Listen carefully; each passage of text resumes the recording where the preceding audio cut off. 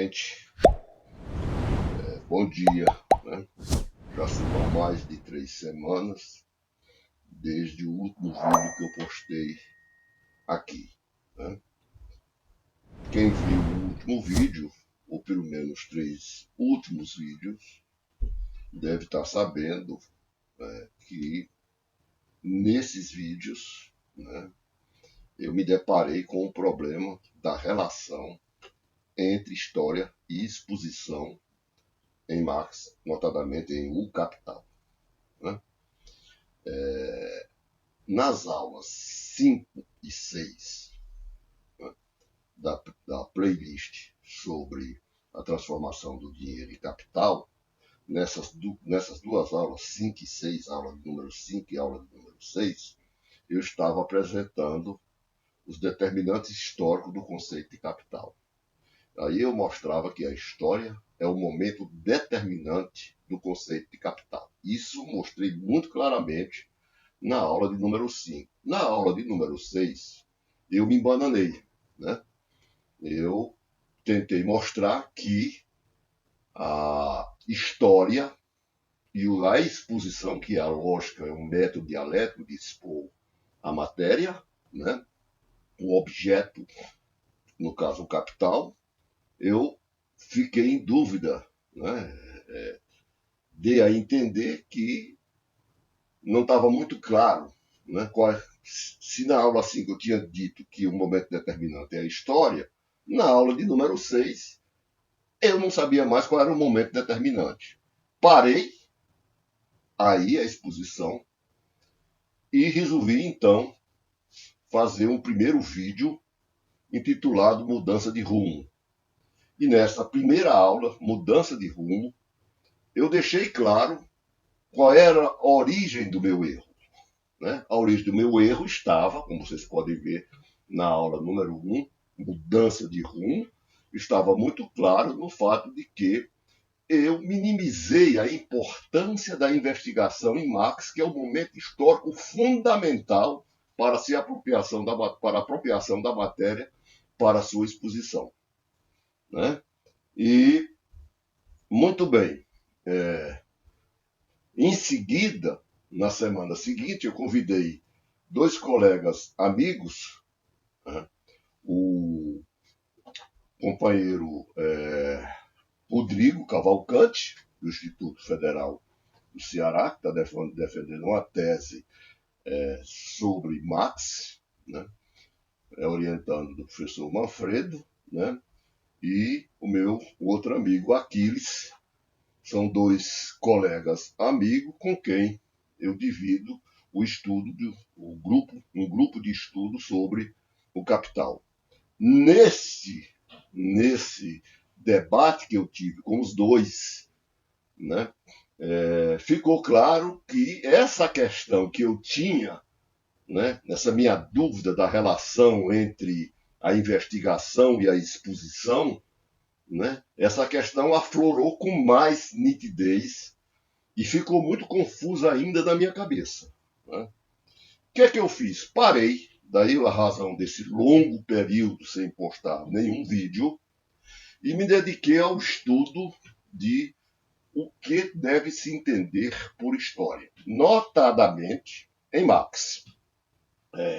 Foi então que eu comecei, né, o estudo de como Marx faz uso, né, como a história em Marx, notadamente em Um Capital, se apresenta como momento determinante na apropriação da matéria para a exposição dessa matéria ou desse objeto, né, de estudo. E eu comecei o meu trabalho lendo o Bessaide, né? O Bessaide, o primeiro capítulo do Bessaide, né? Marx, o Intempestivo, publicado pela Civilização Brasileira, o primeiro capítulo, né? que ele chama de Trovão Inaudível, né? É aí que ele vai mostrar, né, que Marx tem uma nova escrita da história, e que essa nova escrita da história é posta em ação em O Capital. Marx tem uma nova escrita da história que é posta em ação em O Capital. O que é que isso significa? Bom, aí, digamos, avisado por De Said, fui ler, né, os manuscritos econômicos filosóficos, ou fui ler os Grundrisse, novamente, a última parte da introdução, o item 4 dos Grundrisse. E aí, na última parte, nas duas últimas folhas, o Marx faz algumas anotações para ele levar em conta na sua investigação sobre o modo de produção capitalista, né? Essas anotações que ele faz, ele diz o seguinte: nota bene, com respeito aos pontos a mencionar aqui e que não podem ser esquecidos. O que o Marx está dizendo aqui, eu vou apenas anotar esses pontos para serem retomados posteriormente. E o que é que tem esses pontos a ver com a nova escrita da história? Paciência. Primeiro vamos olhar, ler esses 8 pontos que ele elenca. Ele diz o seguinte, no primeiro ponto, né, que não deve ser esquecido, né, posteriormente. No primeiro ponto, Marx diz o seguinte: a guerra desenvolvida antes da paz, modo como pela guerra e nos exércitos, etc., certas relações econômicas, como o trabalho assalariado, a maquinaria e etc., se desenvolvem antes do que no interior da sociedade burguesa. Antes da emergência da sociedade burguesa, essas relações já estão desenvolvidas. Do mesmo modo, a relação entre forças produtivas e relações de intercâmbio, especialmente claras no exército. Item 2. Relação da historiografia ideal, né? Historiografia ideal, a história em Hegel, né? Em que o sujeito absoluto é o espírito, não os homens. Os homens são apenas objeto, né, de uma razão que atravessa a história e obriga os homens a cumprirem um destino final que eles não sabem, né, e que não têm consciência disso, mas, né, pelo ardil da razão acaba cumprindo aquilo que está pré-estabelecido pela lógica da história, né? Então, relação da historiografia ideal, existente até o presente, com a real, com a história real, com a historiografia real. Especialmente das assim chamadas histórias culturais. Item 3. Todas elas histórias da religião e do Estado. Item 4. Objeções ao materialismo dessa concepção.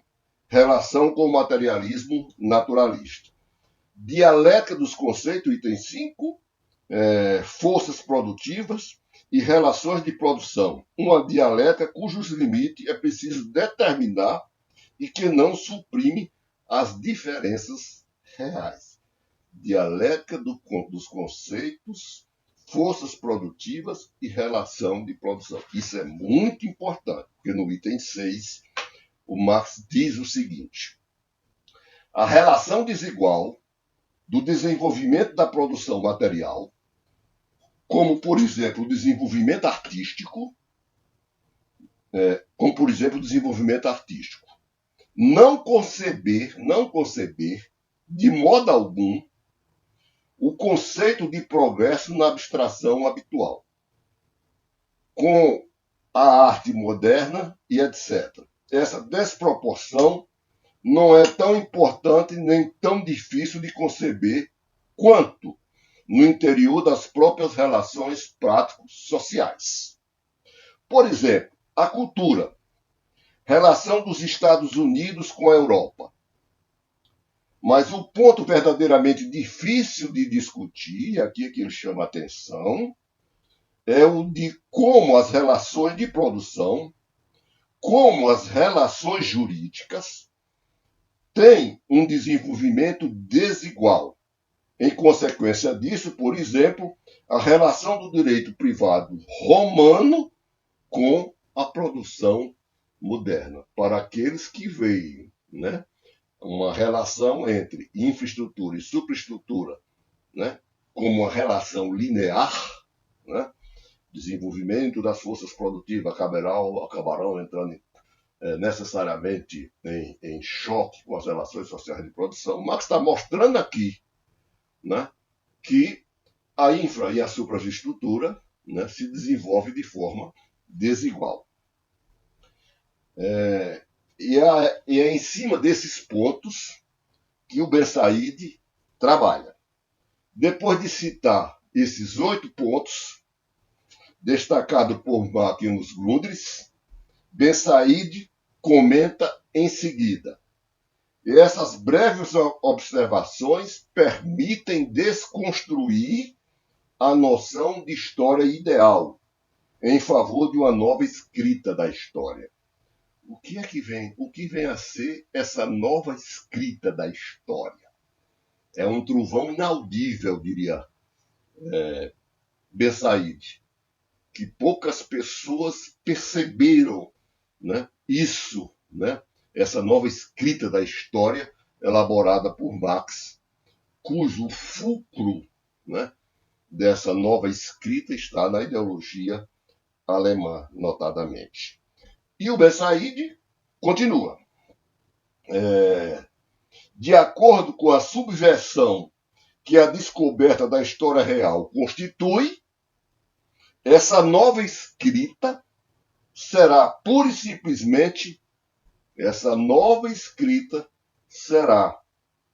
e simplesmente a crítica da economia política. E ele continua. Ainda não está dito aqui o que é essa nova escrita. A nova escrita da história introduz as noções decisivas de contratempo ou de não contemporaneidade, como assim mostra Marx já no prefácio da primeira edição de O Capital. Olha o que o Marx diz aí no prefácio da primeira edição de O Capital.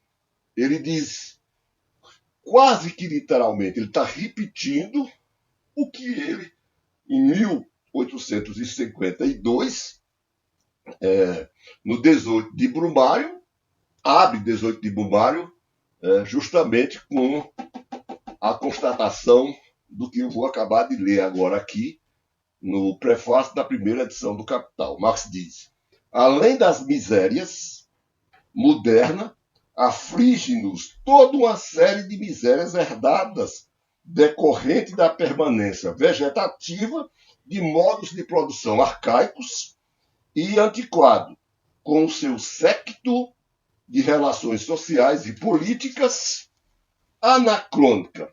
Padecemos não apenas por causa dos vivos, mas também por causa dos mortos. Daqui o anacronismo ou o contratempo da nova escrita da história do que fala Ben Said. Né? O Marx vai conceber na crítica da economia política um contratempo entre as relações capitalistas de produção e a presença de relações arcaicas de produção que ainda subsiste no presente. Comentando essa passagem, Ben Said diz o seguinte, esse anacronismo e esse contratempo surpreenderão aqueles que se contentam com a rígida correspondência entre infraestrutura e superestrutura do prefácio de 59, a contribuição da crítica da economia política. E continua, a política é exatamente o ponto de encontro entre esses tempos discordantes. Anunciada pelos Grundrisse, nas páginas 61 e 62, a nova escrita da história está posta no Capital, assim como o atesta índice e ocorrência, ali já se trata da história enquanto tal. Quando Marx vê na anatomia do homem, a chave da anatomia do macaco, ele sublinha que a sociedade burguesa é a organização histórica mais desenvolvida e variada produção que existe. Vê aí, diz Ben Said, a prova de uma concepção determinista e teleológica da história é um grosseiro contrassenso. A forma mais desenvolvida revela os segredos das formas menos desenvolvidas. E isso não quer absolutamente dizer que o homem seja o destino do macaco. Então, a nova história, ou a nova escrita da história, é justamente essa noção de não contemporaneidade ou de contratempo. É o desencontro entre o passado e o presente, é o encontro entre o passado e o presente, que a partir da política se abre uma clareira para pensar, né, a possibilidade de um desenvolvimento para superar as contradições do presente, como Marx também coloca, né, no 18 de Brumário de 1852. Olha, a importância da história como momento determinante na construção, na apreensão da matéria para a exposição, isso está muito claro numa carta que Marx dirige ao russo Nikolai Danielson, né? Uma carta de 1879, né? Onde ele diz nessa carta o seguinte, que diz para o Nikolai Danielson, que ele diz o seguinte, que não podia publicar o segundo volume de O Capital antes que tivesse chegado ao fim a crise econômica que se fazia sentir na Inglaterra. É preciso observar o curso atual dos acontecimentos até que amadureça, antes de poder consumi-los produtivamente, como o que quero dizer teoricamente. Essa carta, essa passagem dessa carta está citada por, né, o nosso amigo José Fontana, História, Análise do Passado e Projeto Social, né? É um excelente livro de história, né? Aqui ele vai mostrar como é que as diversas escolas históricas tanto desconstruíram como reconstruíram a concepção de história. Em Marx, né? Ele tem um projeto social de futuro na história, é isso que ele vai desenvolver, e eu comecei a ler esse livro, mas ainda não li totalmente. Quer dizer, eu me vi na obrigação de ler vários livros de história para poder entender o que é história e como a história é apropriada por Marx. Isso não é uma matéria fácil, é uma matéria difícil, né? Mas é necessária. Daí a razão porque me demorei tanto.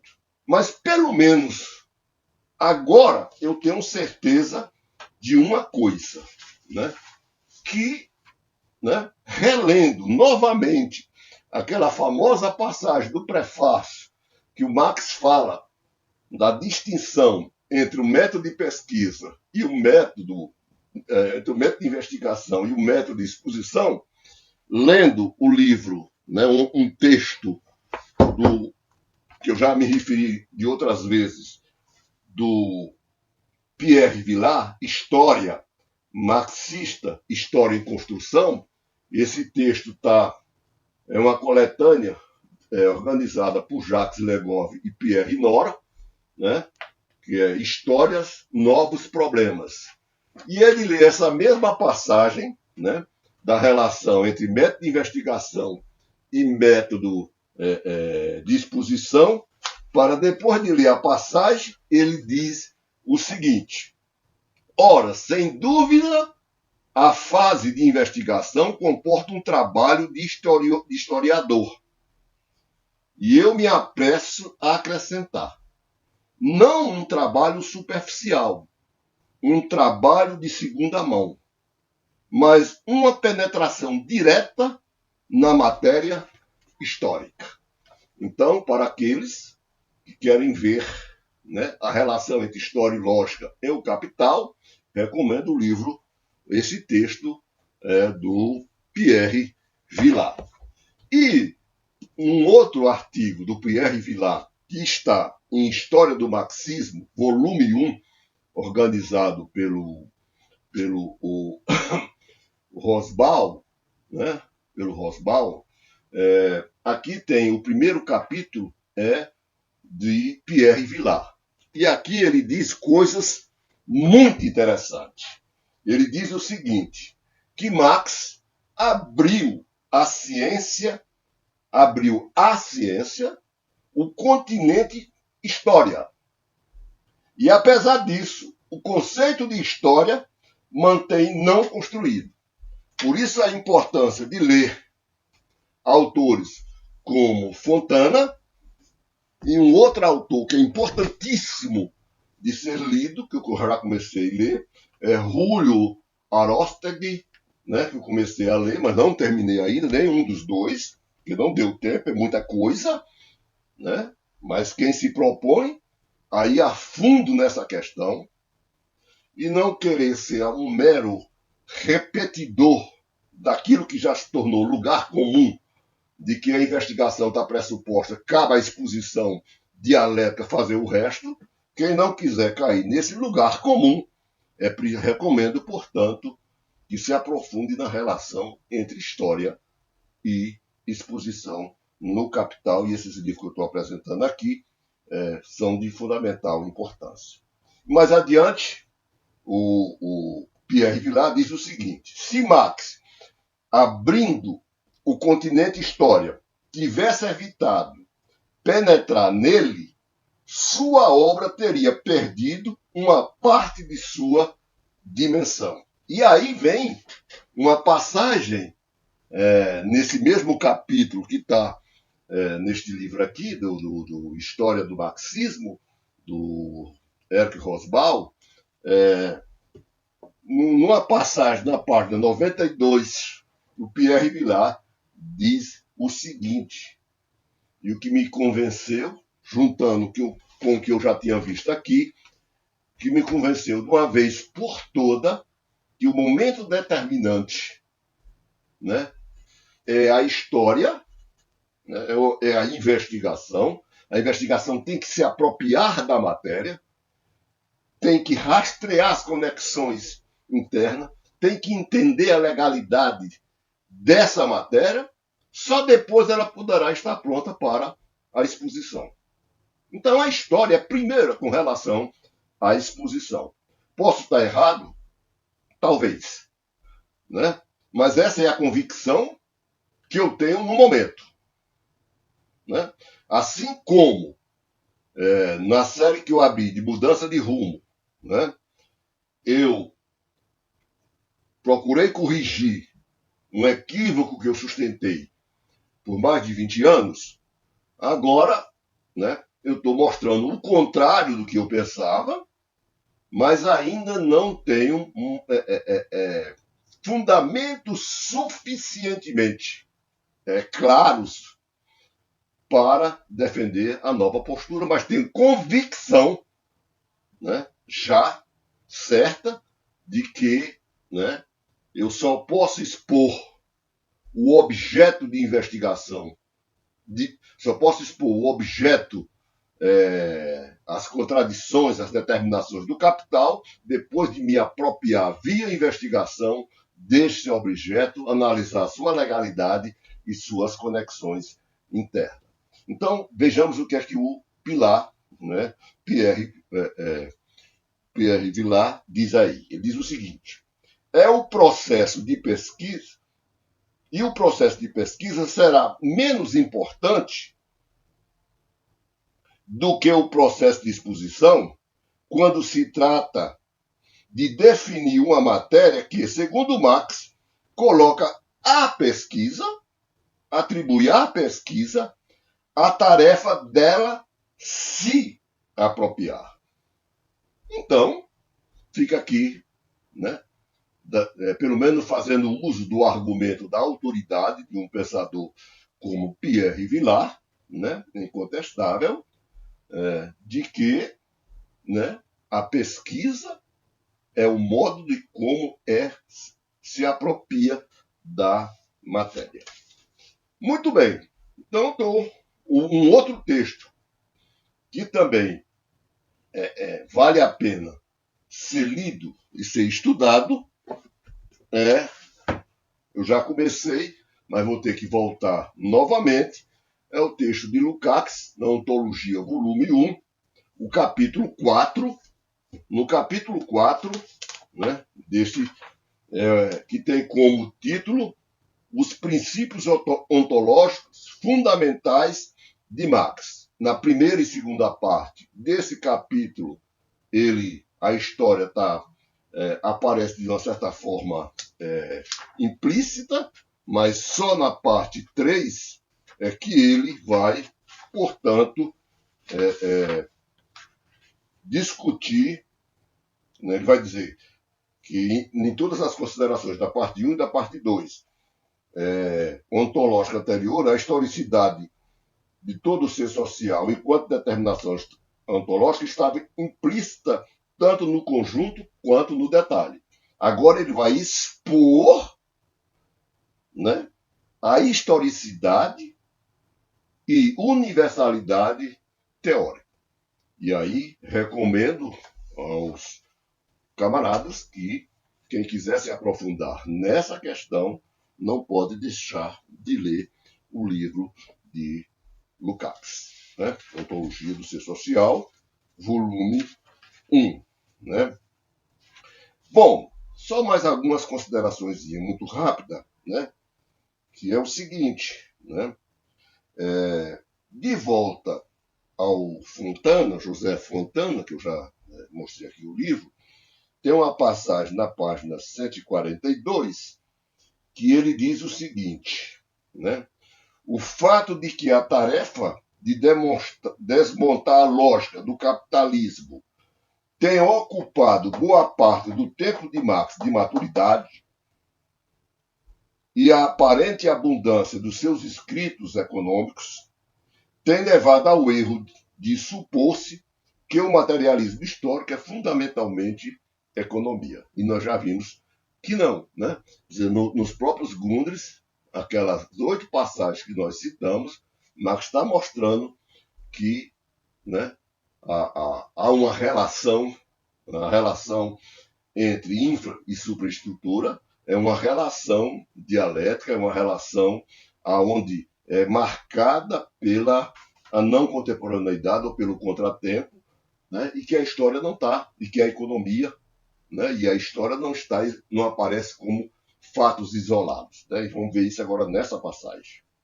E ele diz o seguinte, ao sustentar o disparate de quem introduziu a economia na história, Marx introduziu a economia, quando o que realmente fez foi voltar a historiar uma economia política que se havia fossilizado no jogo de pretendidas categorias intemporais. Se você pegar Adam Smith, se você pegar David Ricardo, se você pegar a economia política clássica, você vai ver perfeitamente que o meta-analítico, né, deles, né, e a própria forma de como eles abordam a realidade, as categorias, toma as categorias da economia política como eternas condições de existência do homem. Né?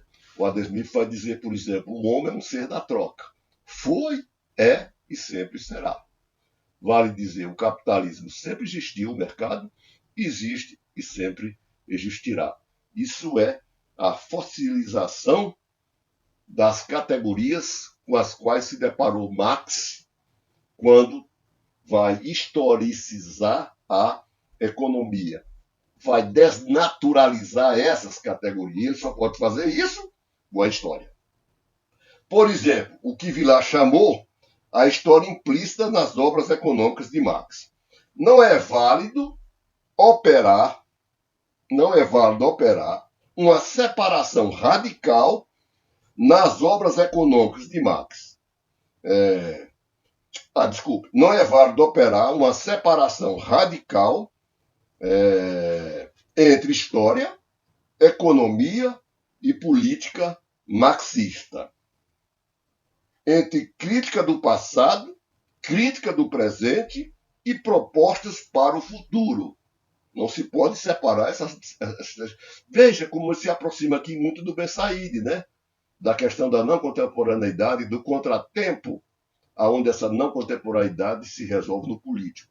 Porque quando se tenta isolar essas peças, né, a história, a economia e a política, quando se tenta isolar essas peças, empobrece-as notadamente, o que vale tanto para determinados manuais de economia marxista, como para os intentos de explicar a teoria da história de Marx, por bem intencionado que sejam uns e outros, diz ele. Bom, portanto, né, eu recomendo que se leia o livro, né, do José Fontana, né, e não pode deixar de ler o livro, né, do Julio Aróstegui, né? Só que o livro do Julio Aróstegui, ele é mais denso, né? O Aróstegui, se é que eu entendi direito, pela leitura apressada e quase que transversal que eu fiz da obra desse monstro, desse historiador, né?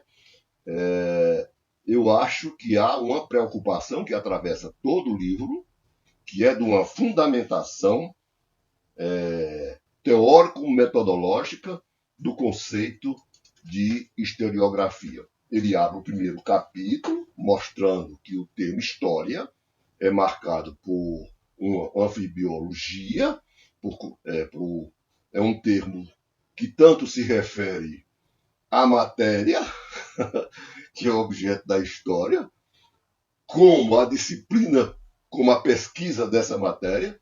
Né? Ele começa fazendo essa distinção e se apressa em logo mostrar, né, que existe uma disciplina, né, que é a historiografia, que vai dar conta da escrita da história. Mas para dar conta da crítica da história, é preciso uma fundamentação teórico-metodológica para mostrar que, né, a história é a explicação.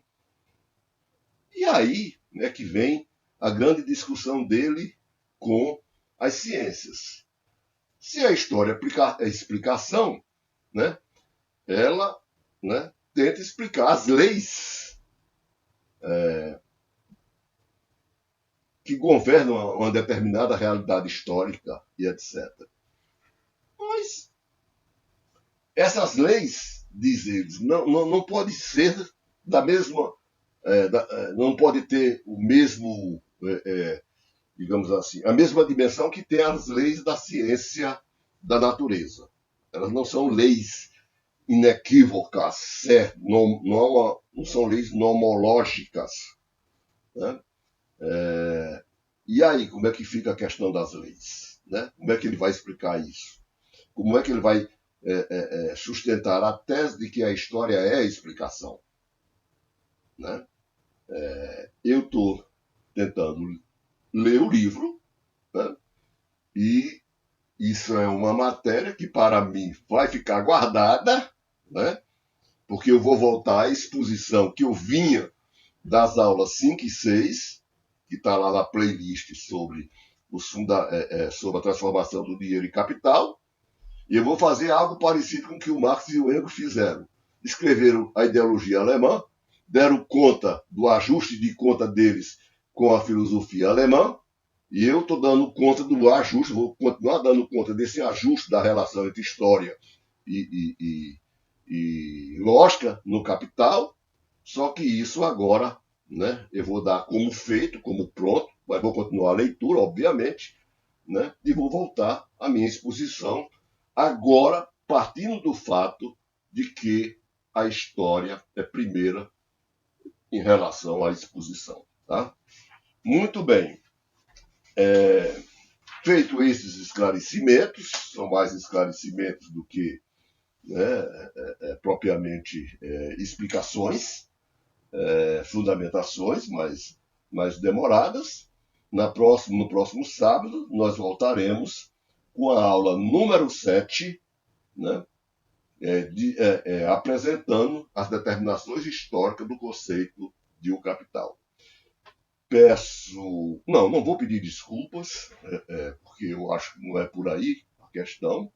A questão trata-se de um ponto de uma postura, né, que prima pela honestidade intelectual. Né?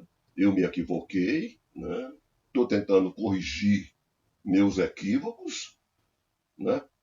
Vou trabalhar mais aprofundadamente nos bastidores este equívoco e vou continuar minha exposição partindo já do que eu já tenho de fundamentação da relação entre história e lógica no capital. Até lá, então, e muito obrigado. Tchau, tchau.